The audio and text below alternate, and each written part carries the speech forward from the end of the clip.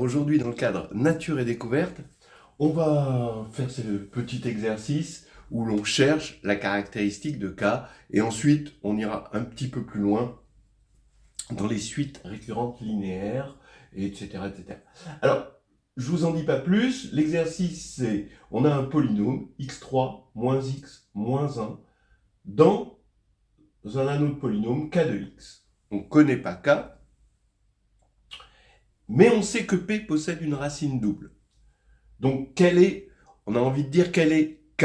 Mais c'est une question un peu bête, parce qu'on ne peut pas déterminer K, parce que s'il a une racine double dans K, tous les corps qui vont contenir K, il y aura une racine double aussi. Donc, on peut se demander quel est le corps K à minima. Ou, si vous préférez, quelle est la caractéristique de K. Alors, allons-y. Ce qu'on veut, c'est un alpha, bon, tel que P de alpha égale 0 et P' de alpha égale 0, déjà, pour qu'il y ait une racine double. Bien. P', c'est 3x2 moins 1. Déjà, on sait que la caractéristique de K n'est pas 3, parce que sinon, P' ne pourrait pas s'annuler. Bien. Maintenant, j'effectue la division euclidienne de P par P'. Elle est très facile, elle se fait à vue, et on a ici un reste. Moins 2 tiers de x moins 1. Donc maintenant, ce que je veux, c'est finalement, quand j'évalue cette identité en alpha, eh bien, j'obtiens que le reste est nul, puisque ça s'annule, ça s'annule, et j'ai ceci. Alors maintenant, déjà, je peux dire que la caractéristique de K n'est pas 2, parce que si c'était 2, on aurait moins 1 égale 0, tabou suprême, c'est pas possible, donc on ne pourrait pas avoir la caractéristique 2. Donc j'ai le droit de diviser par 2, et alpha est égal à moins 3 demi. Bien. Donc maintenant, j'affirme que P possède une racine au moins double si et seulement si P' de moins 3 demi est égal à 0. Effectivement, si P' de moins 3 demi est égal à 0, forcément on va avoir 0 ici, parce que j'ai pris alpha égale moins 3 demi, donc 0 ici, et j'aurai bien ce que je veux. Et inversement, si j'ai P de alpha égale P' de alpha égale 0, oui, j'ai P de moins 3 demi égale 0. Donc maintenant, ma condition se restreint à une seule chose, c'est que P' de moins 3 demi égale 0. Donc j'écris P' de moins 3 demi égale 0, et je tombe sur 23 quarts égale 0, donc 23 égale 0. 23 égale 0, comme 23 est premier, ça veut dire qu'on est en caractéristique 23, tout simplement. Et à minima, le corps K, ce serait Z sur 23Z, c'est-à-dire ce qu'on appelle F3. On peut se dire, oui, ce problème n'est qu'un problème de résultant, quand on connaît le résultant. C'est-à-dire, regardez, ici, je l'ai mis en bas, vous prenez ce polynôme x3 moins x moins 1, donc vous l'écrivez comme ça en colonne, juste les coefficients, 1, 0, moins 1, moins 1. On va l'écrire en colonne, en descendant, autant de fois qu'il y a de degrés à l'autre polynôme, dont on veut le résultat, c'est-à-dire 2 fois. Et le polynôme, le deuxième polynôme, 3x2 moins 1, donc ses coefficients c'est 3, 0, moins 1, on va le mettre en colonne autant de fois qu'il y a de degrés dans le premier polynôme, c'est-à-dire 3 fois. Et on descend. Donc ça nous fait une matrice de taille 5, 5, que vous voyez ici, avec vos deux polynômes qui sont là en colonne avec leurs coefficients tout en descendant. Voilà. On calcule ça. Et je vous le donne en 1000, ça fait 23. Voilà. Donc, si le résultant de ces deux polynômes vaut 23, il ne peut valoir 0 que si l'on est en caractéristique 23. Voilà. Alors maintenant, on peut aller un peu plus loin. Quelles sont alors les racines de P? On peut s'amuser et se dire, maintenant qu'on y est, autant le factoriser. Oui. Donc, on sait que moins 3,5 est racine double. Alors on va calculer moins 3,5. L'inverse de 2 modulo 23, c'est 12, puisque 2 fois 12, ça fait 24, donc 1 modulo 23. Donc ça veut dire que moins 3,5, c'est 3 fois moins 12. Moins 12, c'est 11, donc ça fait 33. Donc modulo 23, ça fait 10. Donc 10, c'est racine double. Maintenant, l'autre racine, ben, autant aller la chercher directement dans le produit, puisqu'on a deux racines et qu'on veut la troisième. Oh, je me rends compte que j'ai fait un peu compliqué, parce que je sais que la somme, ah bah oui, la somme vaut 0. Donc 10 plus x vaut 23, donc x égale 3. Bon, je l'ai fait avec le produit. J'avais envie de m'amuser avec le produit. Ok, alors, bêta, l'autre racine, c'est 1 sur 10 au carré, à cause de ça. Et 10 au carré, ben, j'avais calculé 10 au carré, c'est 92 plus 8. Et 92 est un multiple de 23, donc 1 huitième, et 1 huitième c'est 3. Bon, alors là, c'est plus sportif, c'est quand même plus facile avec la somme. Bref, ce polynôme se factorise sur F23 en x moins 10 au carré, facteur de x moins 3. Maintenant, pourquoi est-ce qu'on se pose la question, dans quelle situation on peut se poser ce genre de question? Je vais vous montrer une situation très très simple. Vous prenez un, la suite donnée par un plus 3 égale un plus 1 plus un. Avec u0 égale 3, u1 égale 0, u2 égale 2. On verra pourquoi, après, j'ai pris ce truc-là. Montrer que P premier implique que P divise UP. Regardez, vous prenez la suite, ça fait 3, 0, 2. Maintenant, je fais 3 plus 0, ça fait 3. 0 plus 2, ça fait 2. 2 plus 3, ça fait 5. 3 plus 2, ça fait 5. 2 plus 5, ça fait 7, etc., etc. Et on met les rangs ici. 0, 1, 2, c'est premier. 3, c'est premier. 5, c'est premier. 7, c'est premier. 11, c'est premier. 13, c'est premier. Et à chaque fois, on constate la divisibilité.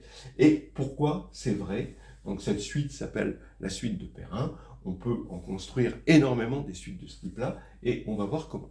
Alors, on va regarder dans quel contexte cet exercice peut être très pertinent. Regardez par exemple, vous prenez donc P égale x3 moins x moins 1, et en général, pour petit p quelconque, un premier quelconque, bah, il va posséder trois racines distinctes, à part pour P égale 23. Attention, il ne va pas les posséder forcément dans Fp, hein, faites la comparaison avec R, où on va aller chercher des racines dans C, bah là on va aller les chercher, les racines, dans un, on va dire dans une clôture algébrique de Fp, bon, de toute façon elle est finie, on va l'appeler L. Mais si P est différent de 23, eh bien on aura bien trois racines distinctes, quitte à aller les chercher au-dessus. Donc j'affirme que UN, les suites, je vais les appeler Vn parce que UN c'est déjà pris, hein. Vn égale alpha n, bêta puissance n, gamma puissance n, sont des suites qui vérifient la même récurrence. Hein. Ben oui, puisque alpha 3, par exemple, je prends alpha égale alpha plus 1, puisque alpha c'est une racine de ça, je multiplie les deux côtés par alpha puissance n, ça fait bien que la suite alpha puissance n vérifie que Vn plus 3 est égal à Vn plus 1 plus Vn. Donc on est content. On a déjà trois suites, et je vous fais remarquer que l'espace des suites qui vérifie la récurrence, qui est une récurrence linéaire, donc c'est bien un espace vectoriel sur L, est isomorphe à L3. Effectivement, à partir du moment où je donne les trois premiers termes, j'ai un morphisme et qui détermine complètement la suite. Donc, parce il suffit d'avoir les trois premiers termes pour faire démarrer la suite, hein, pour l'amorcer.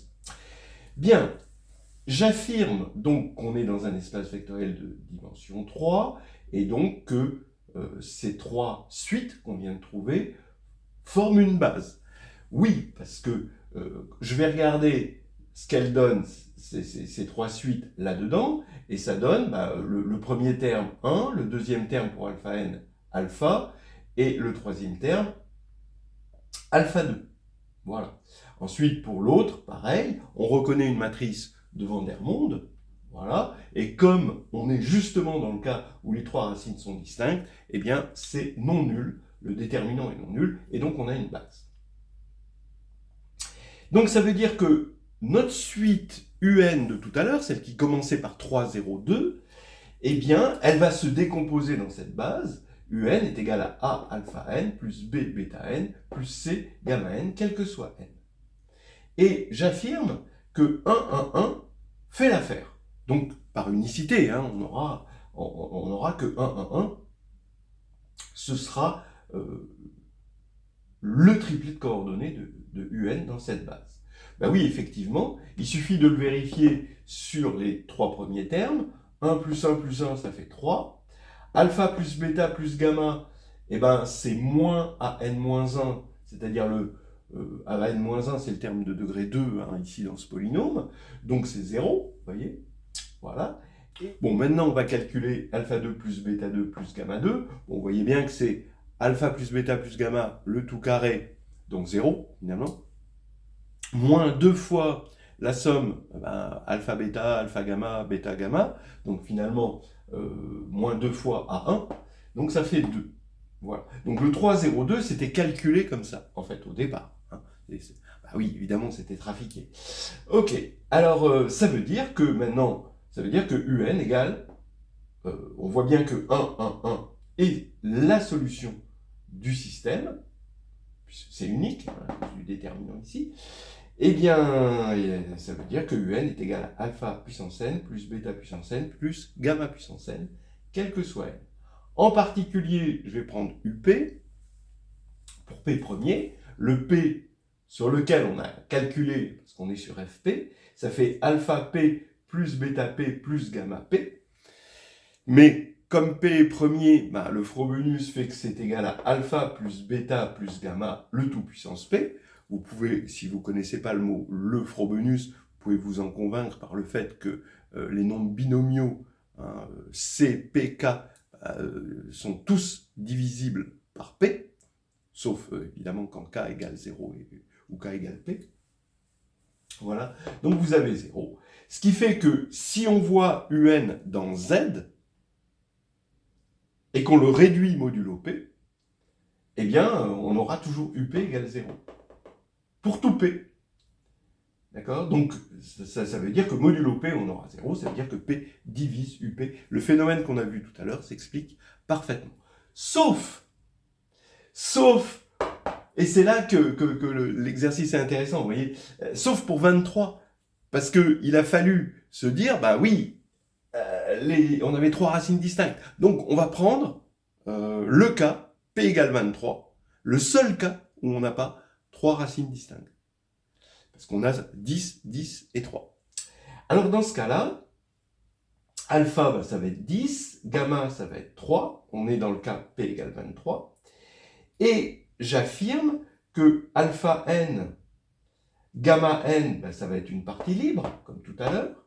Mais il m'en faut une troisième. Et bêta n, ben, comme bêta égale alpha, ça ne va pas marcher, vous voyez. On ne va pas avoir notre Vandermonde. Donc il nous en faut une autre, et c'est n, la suite n alpha n-1. Et de la même manière, on montre que c'est bien une suite qui vérifie la récurrence. Pourquoi? Ben, simplement parce que P' de alpha égale 0, comme on l'a montré ici. Voilà. Et bien maintenant, ça veut dire qu'il existe, bon alors on montre que c'est une base, avec une matrice, ce ne sera pas Vandermonde, mais un truc facile à voir, et on sait qu'il existe un unique triplet ABC, tel que UN, s'écrit sous cette forme A, alpha n, plus B, n, alpha n-1, plus C, gamma n. Mais, regardez, cet unique triplet ABC, cette fois-ci je l'ai, c'est 2, 0, 1. Oui, bien sûr. Pourquoi? Parce que vous allez avoir 2 plus 0 plus 1 qui va faire 3. 2 alpha plus gamma, ben comme on a une racine double, c'est la somme des racines, ça fait faire 0. Et 2 alpha 2 plus, ben 0 toujours ici, hein, gamma 2, ben c'est la somme des carrés des racines, ça fait 2. Donc c'est bon, vous voyez. Et donc ce qui va faire que UP, encore une fois, sera égal à 2 alpha p, plus 0 fois le truc ici, plus gamma p. On peut mettre en exposant globalement p, hein, quand je développe, ça fait 2 puissance P, mais par Fermat ça fait 2, alpha puissance P, voilà, plus gamma puissance P, les autres coefficients binomiaux, ils disparaissent, c'est la magie du Frobenius, et donc 2 alpha plus gamma égale 0, et donc 0 puissance P, ça fait 0. Donc, ça continue à marcher, mais pour une raison un peu plus subtile, pour P égale 23. Après, vous pouvez le calculer pour P. Allez jusqu'à 23, on est allé jusqu'à 13 tout à l'heure, allez jusqu'à 23 si vous voulez vraiment vous convaincre. D'accord ? Bon. Alors, maintenant, est-ce qu'on peut dégager un théorème général ? Oui. Ça peut faire un bon problème je sais pas moi. Ouais, un petit début de problème d'agrég.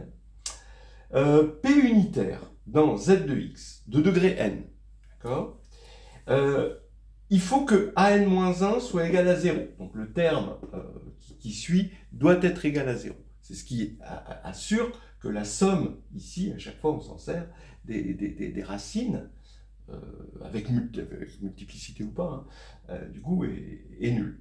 Bien. On va prendre un, une suite récurrente linéaire d'équations caractéristiques P, voilà, comme on a pris ici. Et on va prendre les premiers termes, il faut regarder les n premiers termes, U0 jusqu'à UN-1, ben je vais prendre les sommes de Newton de P. Voilà, qui sont dans Z, forcément, puisque P est unitaire dans Z. Donc, on a les sommes de Newton. Donc c'est-à-dire la somme des puissances n, i, on va dire, des racines pour i parcourant de 0 à n-1.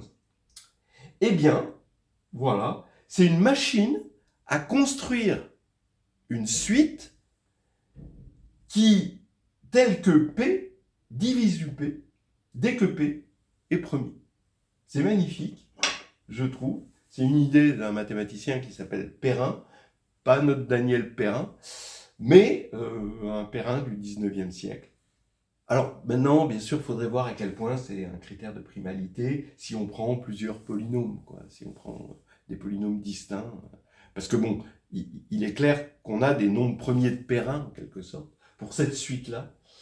On a des nombres premiers de Perrin qui nous disent, bah oui, c'est pas premier, mais pourtant il y a la divisibilité. Ils sont rares, quand vous regardez jusqu'à 13, il n'y en a pas. Hein. Voilà, ils sont très rares, mais il y en a. Voilà. Mais après, si on prend d'autres polynômes, ils vont disparaître. Donc, bon, je ne sais pas. On va s'arrêter là. On a quand même parcouru un beau voyage.